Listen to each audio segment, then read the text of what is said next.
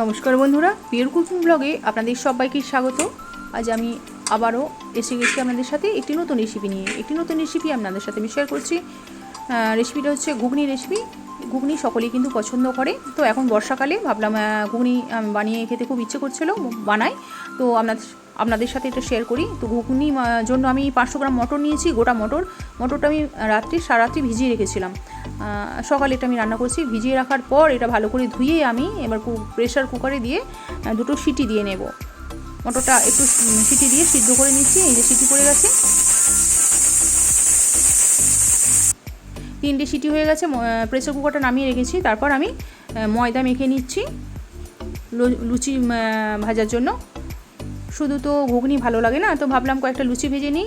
লুচি আর ঘুগনি just জমে যাবে এই বর্ষাকালে। প্রচণ্ড বৃষ্টি পড়ছে বাইরে, তো খেতে খুব ইচ্ছে করে। তো তার জন্য ময়দাটা মেখে আমি পাশে রেখে দিলাম। ঘুগনিটা আমি শেয়ার করছি। ময়দা লুচিটা আমি পরে ভেজে দেখাচ্ছি।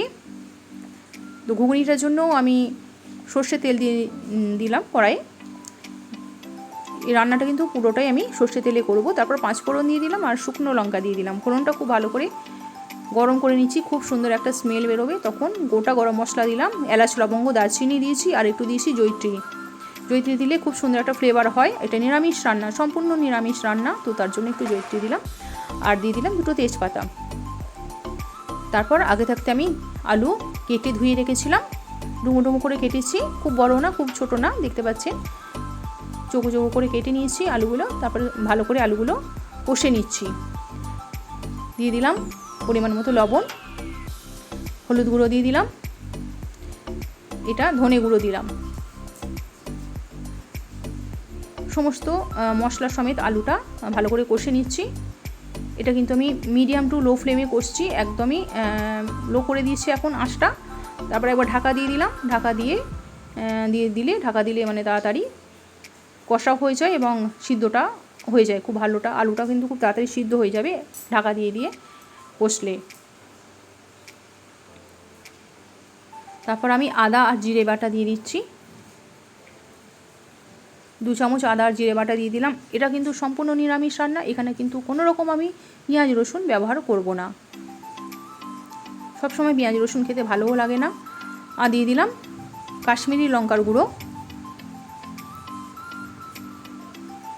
কাশ্মীরি লঙ্কার গুঁড়োটা কিন্তু কালার আনবে খুব সুন্দর একটা, তার জন্য দিয়েছি।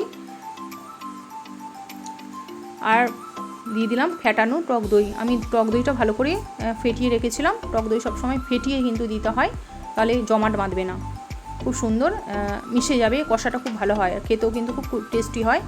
আলুর সাথে ভালো করে সমস্ত মশলা উপকরণগুলো ভালো করে কষে নিচ্ছি। আর একবার ঢাকা দিয়ে দিলাম লাস্টে। 2 মিনিট মতো ঢাকা দিয়ে রেখেছিলাম লো ফ্লেমে। তারপর ঢাকাটা তুলছি। দেখতে পাচ্ছেন পাশ দিয়ে তেল ছেড়ে গেছে, খুব সুন্দরভাবে কষা হয়ে গেছে। আলুটাও অনেকটা আমার সিদ্ধ হয়ে গেছে। আমি খুন্তি করে তুলে দেখিয়ে দিচ্ছি, একদম আলুটা পুরোপুরি সিদ্ধ হয়ে গেছে। কষতে কষতেই কিন্তু আলুটা সম্পূর্ণ সিদ্ধ হয়ে গেছে।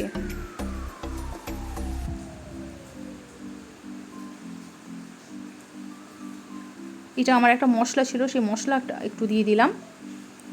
গুঁড়িয়ে রেখেছিলাম একটা মশলা, খেতে কিন্তু খুব টেস্টি হয়, তো তার জন্য একটু আমি দিয়ে দিলাম। আর দিয়ে দিচ্ছি হিং। যেহেতু এটা নিরামিষ রান্না, তো হিং দিলে খেতে কিন্তু খুব সুন্দর হয়, মানে খুব টেস্টি হয়, একটা সুন্দর ফ্লেভার বেরোয়। তো তার জন্য আমি একটু হিং দিয়ে দিলাম, সামান্য দিয়েছি হিং। আমার কষা হয়ে গেছে। আলুটা খুব ভালো করে মশলার সমেত আলুটা খুব ভালো করে কষে নেওয়ার পর আমি সিটি দিয়ে রেখেছিলাম যে মটরটা সিদ্ধ করে নিয়েছি। দেখতে পাচ্ছেন জলটা কিন্তু একদম কুকারের মধ্যেই টেনে নিয়েছি। এমনভাবে জল দিয়েছি যে মটরটা এমনভাবে সিদ্ধ হয়েছে, জলটা টেনে নিয়েছে, কোনো রকম জল নেই, ঝরঝরে পাড়া হয়ে গেছে। তারপর মটরটা আমি দিয়ে দিলাম। দেওয়ার পর খুব ভালো করে একটু কষে নিলাম, এদিক ওদিক নাড়াচাড়া করে নিলাম। নেওয়ার পর পরিমাণ মতো জল দিয়ে দিলাম। ঠিক যতটা আমি ঝোলটা রাখবো, মানে ঘুগনি যতটা পরিমাণে, অনেকে খুব বেশি ঝোল ঝোল খায়, অনেকে মাঝামাঝি মাখা মাখা পাড়া খায়। তো আমি মাখা মাখা ঘুগনি করব, মানে গা মাখা মাখা পাড়া, খুব বেশি পাতলাও করব না, খুব বেশি ঘন হবে না। তো সেই বুঝেই আমি জলটা দিয়েছি। 4টে কাঁচা লঙ্কা দিয়ে দিলাম।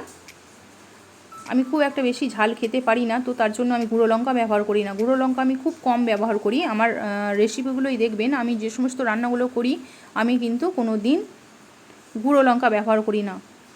গুঁড়ো লঙ্কা খেতে পারি না, খুব ঝাল লাগে, আমি একদম ঝাল খেতে পারি না।